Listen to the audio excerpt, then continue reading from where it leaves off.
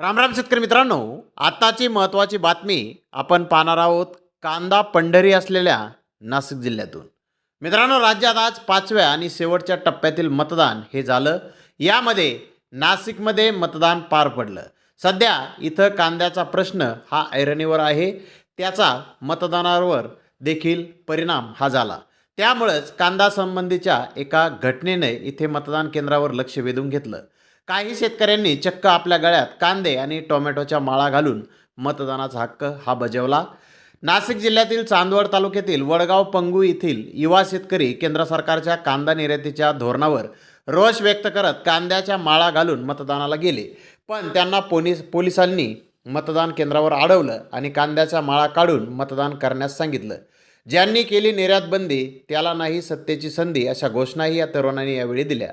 या प्रकारामुळे वडगाव येथे मोठा जनसमुदाय गोळा झाला होता, पण पोलिसांनी वातावरण नियंत्रणात आणलं. दरम्यान या प्रकारावर मंत्री छगन भुजबळ यांनी देखील प्रतिक्रिया दिली. त्यांनी म्हटलं की मतदान केंद्रात कांद्याच्या माळा नेल्यानं मतदान अधिकारी त्यावर काही करू शकत नाहीत. त्यामुळे मतदान करा, कांद्याच्या माळा घालून गेलो म्हणून मतदान करू शकलो नाही असं करू नका.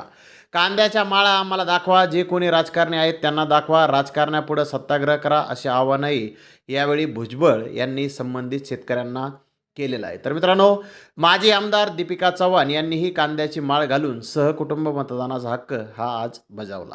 तर धन्यवाद मित्रांनो, आपण माझा व्हिडिओ शेवटपर्यंत पाहिल्याबद्दल. व्हिडिओ आवडल्यास लाईक करा, शेअर करा.